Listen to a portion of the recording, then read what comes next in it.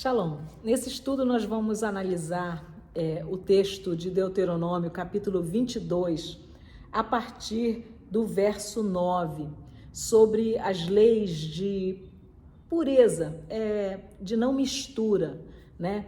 Deuteronômio 22, 9 diz assim: Não semearás a tua vinha com sementes diferentes, para que o fruto da tua semente que semeaste e o fruto da tua vinha não se contaminem. Não lavrarás com um boi e um jumento juntos. Não vestirás uma veste de tipos diferentes, como linho e lã juntos. Farás franjas, tizi, para os cantos da tua veste com que te cobres.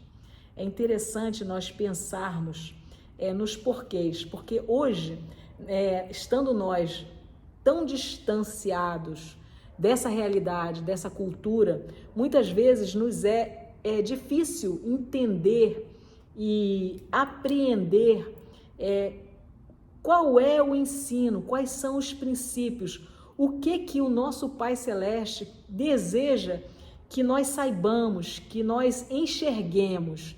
E eu costumo pensar que um professor, alguém que estuda e tem prazer em compartilhar, e não só prazer, como eu tenho prazer, mas tem um chamado e uma responsabilidade em compartilhar a palavra da verdade, lançar o pão sobre as águas, para que ele se multiplique, para que ele alimente mais pessoas, nós precisamos batalhar para entendermos, porque quando nós entendemos, nós vemos a maravilha, a grandiosidade, a generosidade, a bondade do nosso Pai Celeste. Quanto mais nós entendermos. Mas um professor, na verdade, é de fato um pouco como um garçom, que ele deve mostrar o cardápio, dizer assim: olha, tem pratos deliciosos, tem muita coisa maravilhosa aqui, e vocês precisam entender como é nutritivo, como é saboroso, como opera alegria, tudo que de bondade a gente usufrui quando desfruta de algo que nos é do agrado, uma comida, por exemplo.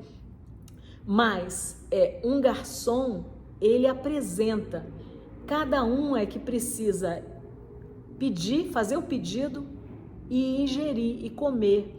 Então eu me vejo um pouco como esse professor, uma professora que apresenta as maravilhas, mas compete a cada um de vocês aí ir buscar, enxergando o que é maravilhoso, que é tremendo, que é magnífico, que sintam essa fome daquilo que de fato nos alimenta a nossa alma.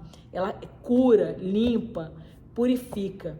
Então esse é um convite, é um desafio, e a gente precisa treinar os nossos olhos, os nossos ouvidos, para começar a enxergar e começar a ouvir, para que a gente então possa começar a caminhar por nós mesmos, Todos nós temos ou tivemos professores durante o nosso, e eles são importantes para a nossa caminhada, mas não fique apenas ouvindo, busque também você mesmo enxergar, batalhe com o texto. Nós precisamos ser aquilo que Paulo diz dos que estavam lá em Tessalônica, Nós precisamos ser bereanos, buscar, batalhar com o texto, para não errarmos, porque Deus, ele não tem compromisso com aquilo que nós entendemos, com aquilo que nós apreendemos.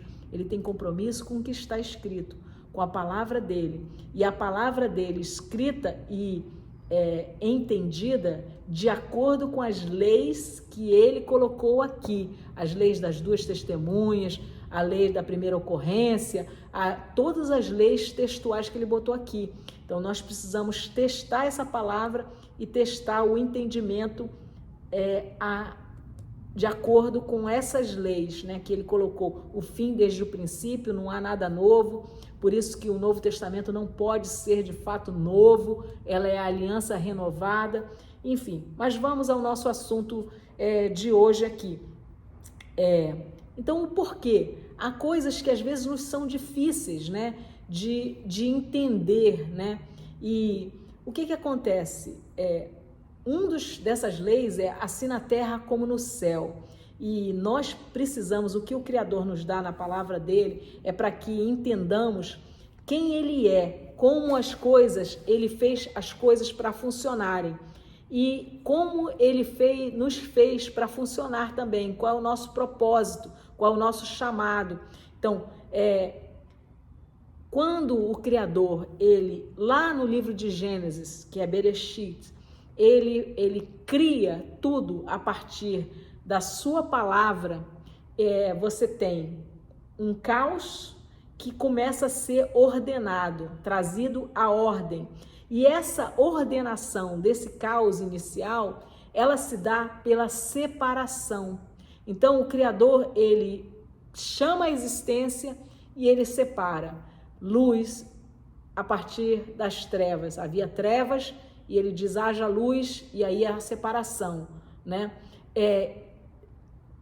Terra seca, a partir das águas, no meio das águas faz surgir a porção de terra seca e faz separação, e aí ele chama as sementes. E é interessante que aqui, nessa passagem de Deuteronômio, a partir do verso 8, nós temos que a ordem pela qual nos é dada aqui, semente, bois, animais, né?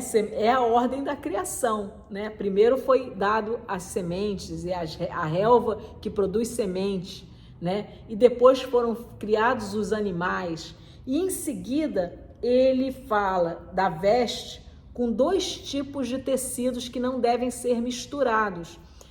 A lã e o linho, que é de origem animal, a lã, e o linho, que é de origem vegetal. Então ele dá uma regra para o ser humano, quando o ser humano for fazer para si uma veste, que não misture animal e vegetal, que isso fique separado, né? E eu entendo que tudo nas escrituras, elas têm interpretações múltiplas, são camadas de interpretação, no mínimo 4, que é aquele pardês, né? O peshat, que é o nível superficial, o remés, o drash e o sod, que é o do mistério, do segredo, né? O nível sistemático, o nível alegórico e o nível literal, que são os 4 níveis de interpretação que se sobrepõem, não se anulam, né? Então, quando o Criador dá um mandamento, esse mandamento é literal, é literal, não faça mesmo.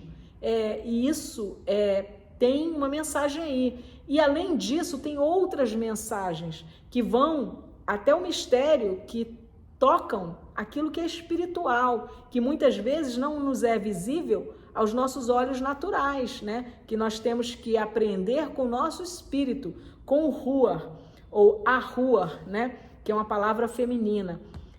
Então, aqui, a lã e o linho não devem ser misturados, ou seja, você deve manter o reino vegetal separado do reino animal. E é interessante que em 2003, uma pesquisadora, ela mediu a frequência, né? Tudo no nosso mundo, no mundo em que nós estamos imersos e vivemos, tudo tem vibrações, né?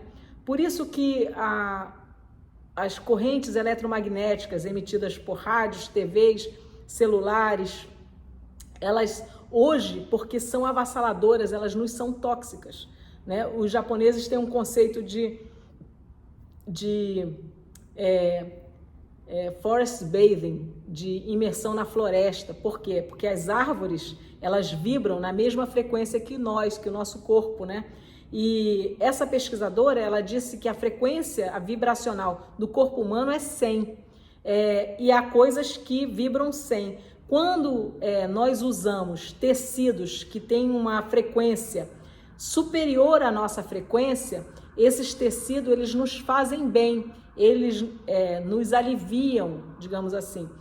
Mas quando nós usamos tecidos que têm uma baixa frequência, uma frequência mais baixa do que a frequência corporal nossa, segundo essa pesquisadora, esses tecidos, eles digamos assim, eles nos sugam energia. Então, os tecidos sintéticos, eles têm uma frequência mais baixa do que o corpo humano, por isso que eles não nos são saudáveis em termos de vibrações. E a lã e o linho, essa pesquisadora, ela mensurou que a lã, ela vibra numa frequência de 5.000, que é uma frequência altíssima, que é ótima para o nosso corpo. E o linho também vibra na frequência de 5.000. E um deles a onda da direita para a esquerda, né? Que se eu não me engano, é o linho. E o outro é da esquerda para a direita, que é a lã, de forma que essas ondas, que elas são iguais, quando são usadas em conjunto, elas se anulam. Então, com essa pesquisa, nós vemos que é maravilhoso que o Criador, ele sabe essas coisas que a gente não sabe, às vezes a gente não tem como saber, quando até que pesquise e compreenda. A mesma coisa agora fazendo uma digressão à circuncisão no 8º dia, né? Tem um químico que o corpo, a protrombina, se eu não me engano, a protrombina, os bebês, elas têm o pico dessa enzima que favorece a coagulação no 8º dia. Então, antes do 8º dia, pode ser que houvesse dificuldade com a coagulação, o bebezinho ia sangrar muito. E depois do 8º dia, essa enzima ela começa a decrescer um pouco, mas antes é mais perigoso.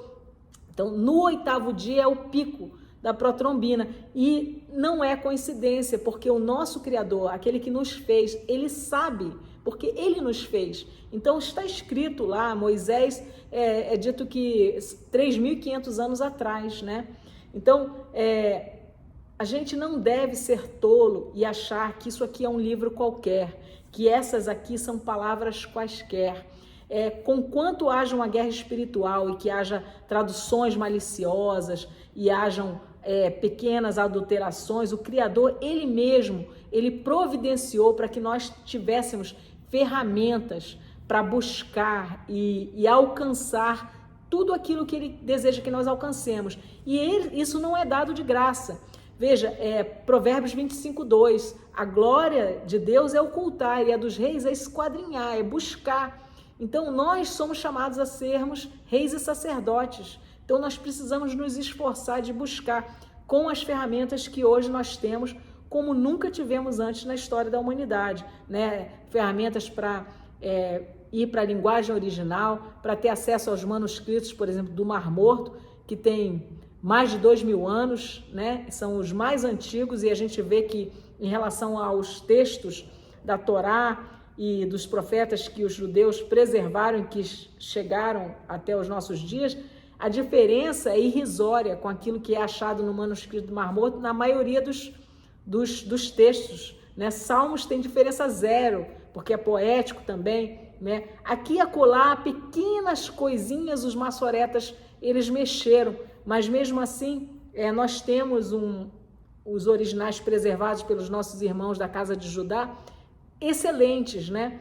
O Novo Testamento é até um pouco mais complicado, né? Porque as cópias em grego e muitas cópias, e acaba que tudo era usado, então não são tão antigos, né? Sendo que eu entendo que o Novo Testamento, ele foi escrito originalmente todo em hebraico também, porque eles não falavam o grego, né? Ele foi divulgado em grego, mas foi escrito originalmente em hebraico, dentro de uma cultura, de uma mentalidade, né? Mas o próprio Criador, ele providenciou uma tabulação. Como assim? A Septuaginta, 300 anos antes de Cristo, mais ou menos, um imperador, né, Ptolomeu, ele encomendou de 72 rabinos, sábios judeus, uma cópia do Antigo Testamento, da Tanar, em grego, para a Biblioteca de Alexandria, que era uma das 7 maravilhas do mundo naquela época.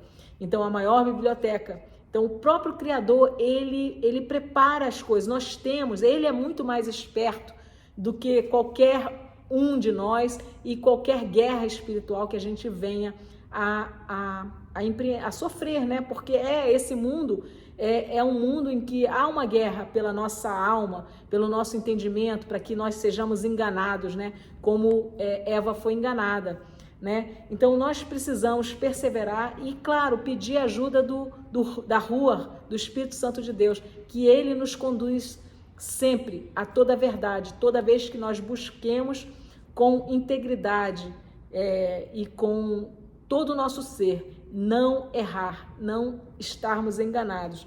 E aqui é essa ordem da criação, né? A semente, o boi, né? O boi e o jumento, e aquilo que é a mistura, né? De um e outro. Então, o princípio que Deus estabelece é esse princípio da separação, né? Esse princípio da separação no processo de criação. Tudo que foi criado é separado. E a gente sabe também, num nível mais metafórico e sistemático, que a semente é a palavra de Deus. Então, você não misturar sementes, porque existe uma semente que é uma semente que é frutífera, que é a palavra de Deus, e existe uma semente que é vazia de fruto, que é a semente do joio, né? O trigo, serve para alimentar, ele tem semente que alimenta. O joio, ele é vazio, ele é um grão só com aparência. Quem plantou o joio no campo de Iarroa foi o inimigo. Então, existe uma outra semente, que é uma outra palavra, que é a palavra que os homens escolhem para si próprios, né? E essa semente que gera vida, que alimenta, é a palavra de Deus, do Criador, Iarroa, Yod-He-Vav-He, o Deus de Abraão, o Deus de Isaac e o Deus de Jacó, né? E aqui, então, não misturar é um princípio que o tempo todo nós vemos, é o princípio da separação, e Deus estabelece isso desde o princípio. Agora, o que é interessante também, que em seguida a isso, bem na ordem da criação, né? Planta, reino animal, vegetal, boi e jumento, não misturar, reino animal, porque são animais diferentes, né? O boi, né? Um animal forte, o jumento, um animal que é mais lento, que não tem a mesma força, né? E é interessante que há muitos escritos rabínicos que equiparam o jumento ao povo gentílico, que e a gente pode pensar nisso, né? Eu acho interessante de qualquer forma, na verdade, você fazer eles trabalharem juntos, quem predominar vai estar prejudicando o outro. Se o boi, ele for o ditador do ritmo, o jumento vai estar sofrido, né? E vice-versa, né? Porque o jumento é mais lento, enfim, menos forte. Então, não dá certo. Não é assim que o Criador fez para ser. E, em seguida, a gente tem o princípio do tzitzit, né? As franjas, né? Que são usadas nas borlas. É interessante que o campo, né? Adão é o ser humano, Adamá, a terra. Adão é tirado da Adamá. As mesmas leis que foram dadas a Adão, como qual? O Shabá, o Jubileu, né, a Shemitah, foram dadas a Adamá, que é a terra, o solo. E quando você pensa em franjas, nós temos também que Deus manda que não se rebusque os cantos do teu campo. Quando você plantar e você for colher, você não deve colher tudo. Você precisa deixar os cantos não colhidos, né? E se a gente pensar nisso, a gente pode pensar que a franja também, os mandamentos, né, são feitos os nós, né, para poder deixar a franja, e a franja ela precisa estar livre, né? Então, é uma parte da criação que Deus não quer que nós trabalhemos, que nós toquemos. Tem uma função que o próprio Criador estabelece para o pobre, para o necessitado, né, para comer. Lá na história de Ruth, a gente vê isso. Ruth, quando chega com Noemi, Noemi diz, olha, vai lá colher no que sobra, né, da colheita lá das espigas, né? Por quê? Porque sempre foi um mandamento, não rebuscar, deixar as bordas, deixar as franjas, não o quê? Manuseadas, não amarradas, não cheias de nós, né? E é maravilhoso a gente tentar descobrir uma parte, pelo menos uma pequena parte, daquilo que o Criador, ele busca nos ensinar através dos seus mandamentos. E o básico é que, mesmo que nós não entendamos tudo, como nós, quando crianças, né, nós não entendemos o porquê de certas coisas que os nossos pais nos mandam fazer. Por que eu tenho que escovar o dente antes de dormir? E às vezes a gente só vai entender quando a gente já é adulto, porque senão você tem a boca podre, com dor, com doença, né? Enfim, a gente às vezes não tem idade para alcançar aquela instrução, mas o que a gente precisa ter certeza é que toda instrução de um pai bom, e o nosso Pai Celeste, o Criador, Yod-Heh-Vav-Heh, ele é o melhor Pai que existe, ele é o Todo-Poderoso, ele tem todos os atributos daquilo que é perfeito, daquilo que é bom, daquilo que é benigno, né? O fruto do Espírito, todo o fruto do Espírito, Êxodo 34:6, ele mostra para Moisés, quando ele passa, a sombra dele passa, e Moisés está na fenda da rocha, Yahweh, longânimo, compassivo, misericordioso, enfim, todos esses atributos, né? E os atributos principais justiça, sabedoria, amor e poder, né? Tem estudiosos que dizem, olha, esses 4 atributos, como se fossem os 4 pontos cardeais, né? Aquilo que dentro daquilo que a gente alcança, descrevem um pouco quem o nosso Criador seus atributos, né? Principais, e o fruto do seu Espírito, que ele nos comunica conosco quando nós estamos conectados a ele, né? Então, isso é o que eu queria compartilhar com vocês, né? Para a gente refletir que nada do que o Criador nos dá, ele é desvinculado de coisas, e ele faz o cosmo, né? Onde ele nos inseriu, e ele cria para a gente microcosmos, né? Que são porções menores em que a gente pode olhar e observar e aprender. Não, eu não devo misturar. E eu tenho para mim que a árvore do conhecimento do bem e do mal é uma árvore misturada. Por quê? Porque a Torá, que é a árvore da vida, né? Ela é o conhecimento do bem e do mal separados, puros, como tudo aquilo que o Criador nos dá. Já a árvore do conhecimento do bem e do mal não é o conhecimento do bem e o conhecimento do mal, é o conhecimento do bem misturado com o mal. É bom, mas não é todo bom, tem um pouco de mal. É mal, mas não é todo mal, tem um pouco do bom, que é onde opera o engano. Então, não misturar é um princípio do Criador. Separar, né? Aquilo que ele fez deve estar separado, e nós precisamos perseverar por manter separado aquilo que ele separou, porque quando não fazemos assim, nós estaremos adoecendo. Veja as sementes transgênicas misturadas, o bicho não come, não é bom, né? E tanto mais coisa, tudo o Criador ele faz para ser separado, e estando separado e puro, tal qual no princípio da criação, ele vai funcionar no projeto, no design para o qual foi feito para funcionar, né? Se nós começamos a confundir tudo, e hoje o nosso mundo ele está misturando ferro com barro, né? Inteligência artificial com ser humano, né? O pé da estátua lá que não era para misturar, enfim. Há muita coisa que nós podemos aprender, meditar, buscar e buscar compreender, mas nada nas Escrituras é sem razão.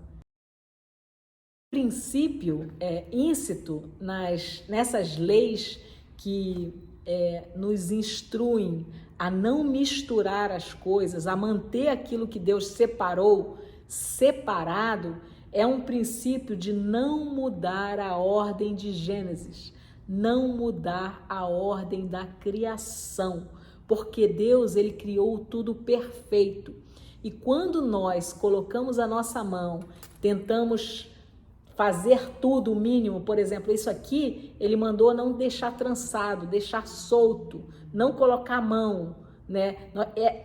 Tem que haver uma borla solta, apenas com fio azul, ligando ao céu, sabendo que vem do céu isso. O nosso campo, não rebusca ele todo, deixa a borda por colher, não colhe o campo todo, né? Por quê? Porque não é nosso, é dele. E o ser humano, quando ele coloca muito a mão e quer impor o seu pensamento, o seu olhar, ele muitas vezes destrói a perfeição, destrói o equilíbrio que Deus deu para ter na natureza, destrói o poder nutricional quando você não respeita o Shabá da terra, né? Que é o descanso. A terra fica exaurida de nutrientes e os alimentos, eles já não nos alimentam como eles foram projetados para ser. Então, tudo aquilo que nós ignoramos daquilo que é o mandamento de Yahuwah na sua palavra, na sua escritura,